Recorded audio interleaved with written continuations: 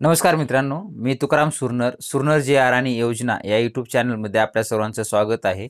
आजच्या व्हिडिओमध्ये आपण एक अत्यंत महत्त्वाच्या विषयाची माहिती पाहणार आहोत. तो म्हणजे गोपीनाथ मुंडे शेतकरी अपघात सुरक्षा सानुग्रह अनुदान. ही योजना जी आहे ती शेतकऱ्यांसाठी जे काही अपघात झालेला असेल, अपघातामध्ये जर पाहिलं तर नैसर्गिक आपत्ती ह्याच्यामध्ये आलेलं शॉक लागणे किंवा सर्पदंश होणे, विच्छूदंश होणे, अपघात होणे, इतर अनेक जे काही शेतकऱ्यांचा जे काही मृत्यू वगैरे किंवा अपघात झालेला असेल त्यांच्यासाठी ही योजना राबवण्यात आलेली आहे. 2023-24 मध्ये यामध्ये बदल करून जी काही योजना राबवण्यात आली, या योजनेसंदर्भात सविस्तर माहिती आपण एक व्हिडिओ बनवलेला आहे.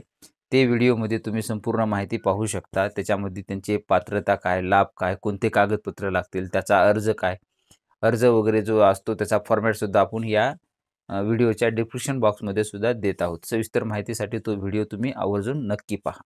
आहे त्याच्या अनुषंगानंच आजच्या व्हिडिओमध्ये आपण माहिती काय पाहणार आहोत, तर जे काही 2024-25 या आर्थिक वर्षामधील जे काही संपूर्ण मंजूर प्रस्ताव वगैरे आहेत या योजनेअंतर्गतचे, त्या प्रस्ताव मंजूर करण्यात आलेले आहेत. तर त्यांचा निधी वितरित करण्यासाठी जे काही निधी आहे ती निधीला मान्यता देण्यात आलेली आहे आणि त्या अंतर्गतच आज एक जी-आर निर्गमित करण्यात आलेला आहे.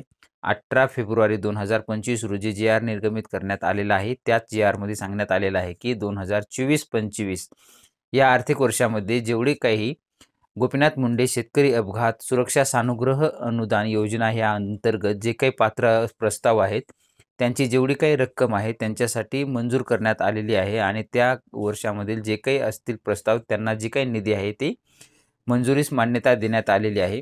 चालू वर्षाचं जे काही आर्थिक वर्ष असतील त्याच्यामधील अर्थसंकल्पीय तरतुदीमधून जर पाहिलं तर 40 कोटी एवढा निधी काढण्यात आलेला आहे आणि न्यायालयीन प्रकरणासाठी जे काही ₹1,32,000 एवढा निधी जो असेल तर असा एकूण मिळून 40 कोटी 1,32,000 एवढा निधी वितरित करण्यासाठी कृषी आयुक्त महाराष्ट्र राज्य पुणे यांना वितरित करण्यासाठी मान्यता देण्यात आलेला आहे आणि हा लवकरच त्यांच्या मार्फत जे काही प्रस्ताव मंजूर वगैरे असतील किंवा मंजूर झालेले प्रस्ताव असतील 2024 आणि 25 या वर्षातील या योजनेअंतर्गतचे, तर त्यांना लवकरच त्यांच्या डायरेक्टली डी-बी-टीद्वारे त्यांच्या खात्यावरती हा निधी वितरित केला जाणार आहे. अशा पद्धती एक छोटंसं अपडेट होतं ते आपण पाहण्याचा प्रयत्न केलेला आहे. असेच नवीन व्हिडिओ आपल्या चॅनलवरती येत असतात. तुम्ही जे या चॅनलवरती नवीन असाल तर आपल्या चॅनलला सबस्क्राईब करून बाजूचे बेल आयकॉन दाबायला मात्र विसरू नका, जेणेकरून व्हिडिओ अपलोड करताच माहिती तुमच्यापर्यंत पोहोचवली जाईल.